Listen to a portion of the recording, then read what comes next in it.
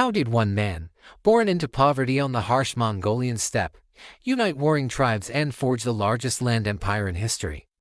This is the story of Genghis Khan, a name that echoes through centuries, synonymous with both conquest and civilization. His journey from a boy named Temujin, abandoned and left for dead, to the universal ruler of the Mongols is one of history's most epic tales of resilience, strategy, and vision. Genghis Khan was born around 1162, named Temujin. His world was the vast and forgiving Mongolian steppe, a place of extreme weather and constant tribal warfare. His father, Yasuge, a minor chieftain, was poisoned by rivals when Temujin was just a child. This single act of betrayal plunged his family into chaos. Abandoned by their own clan, Temujin, his mother, and his siblings were forced to survive on their own. They hunted small animals and foraged for roots, living a life of desperate poverty. These early years of hardship were not just about survival, they were a brutal education. Temujin learned the bitter taste of betrayal, the value of unshakable loyalty, and the necessity of strength in a world that favored the powerful. Every day was a fight, and every victory, no matter how small, hardened his resolve and sharpened his mind. This crucible of suffering forged the very qualities that would later define his leadership. Life on the steppe was a constant struggle for dominance. As a young man, Temujin navigated a treacherous world of shifting alliances and deadly rivalries. He was captured and enslaved, but his spirit was never broken. He escaped, slowly gathering followers who were drawn not to his lineage, but to his character. One of his most defining rivalries was with Jamuka, his childhood blood brother. Their friendship turned into a bitter feud for control of the Mongol tribes. While Jamuka relied on the traditional aristocratic system, Temujin did something revolutionary. He built his power base on meritocracy. He promoted commanders based on skill and loyalty, not their noble birth. This radical idea attracted a diverse following of capable warriors who felt overlooked by the old order. Through a combination of cunning diplomacy and decisive military victories, Temujin began to unite the fractured tribes, one by one. His growing power was built on trust and a shared vision, creating a disciplined and unified force unlike any seen before on the steppe. The year 1206 marked a pivotal moment in world history. At a grand assembly, or Kurultai, the united Mongol tribes proclaimed Temujin as their supreme leader, bestowing upon him the title Genghis Khan, meaning universal ruler. This was the official birth of the Mongol Empire. With his new authority, Genghis Khan immediately began to structure his new nation. He established a code of laws known as the Yasa. The Yasa wasn't just a set of rules, it was the foundation of the empire. It enforced strict discipline, outlawed kidnapping and theft, promoted religious tolerance, and demanded absolute loyalty to the Khan. He also completely reorganized the military.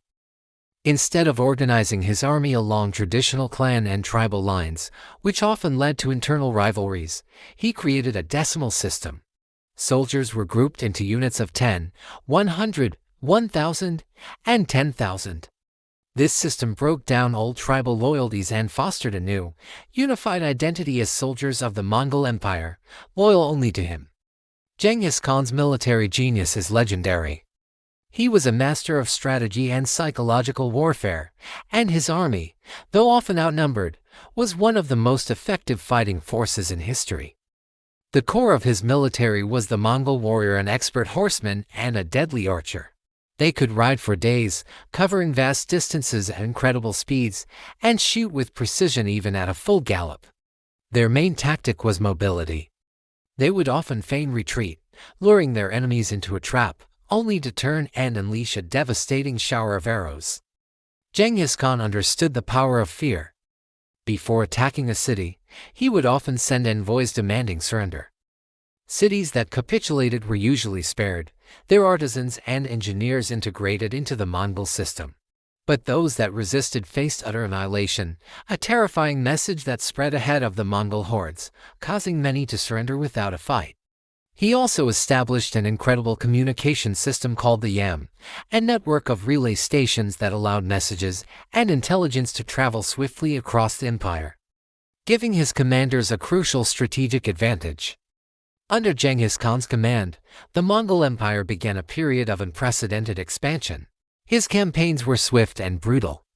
The Mongol war machine swept across Central Asia, into modern-day China, Russia, and the Middle East. The scale and speed of their conquests were unlike anything the world had ever seen. The northern Jin dynasty in China fell, the powerful Khwarezmian Empire in Persia was shattered, and Mongol armies reached the edges of Europe. While the violence of his campaigns is undeniable, Genghis Khan's rule also had another side. By unifying a vast territory under a single power, he made the legendary Silk Road safer than ever before. For the first time in centuries, merchants and travelers could journey from China to Europe with relative security. This Pax Mongolica, or Mongol Peace, spurred a massive increase in trade, communication, and cultural exchange between East and West. Ideas, technologies, and goods flowed freely, creating a new era of global interconnectedness. Genghis Khan was more than just a brilliant general. He was a pragmatic and effective ruler. He understood that building an empire was one thing, but governing it was another. He was illiterate himself, but he had immense respect for knowledge and education. He actively sought out wise advisors from all cultures and religions: Muslims, Christians, Buddhists, and more. He believed in religious freedom, not just as a moral principle, but as a practical tool for governance.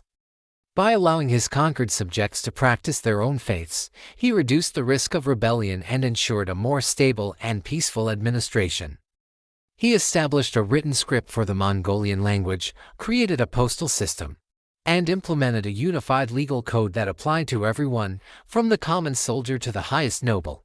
He created a system that, while ruled by Mongols, allowed for a surprising degree of cultural and religious coexistence, a key factor in the longevity and stability of his vast, multicultural empire. In the year 1227, during a campaign against the Tangut Kingdom, Genghis Khan died. The exact cause of his death remains a mystery, with theories ranging from illness to injuries sustained in a fall from his horse. His death was kept a closely guarded secret to maintain morale and prevent instability within the army and the empire. Before he passed, he had already meticulously planned his succession. He divided the empire among his four sons: Jochi, Chagatai, Ogedai, and Tului, creating separate khanates that would be governed by his descendants. His third son, Ogedai, was chosen to succeed him as the Great Khan. His sons and grandsons, including the famous Kublai Khan who would rule China, and Hulagu Khan who conquered Baghdad, continued his legacy of expansion. They pushed the borders of the Mongol Empire even further, reaching as far as Poland and Hungary in the west and Vietnam in the east, forever changing the political map of the world.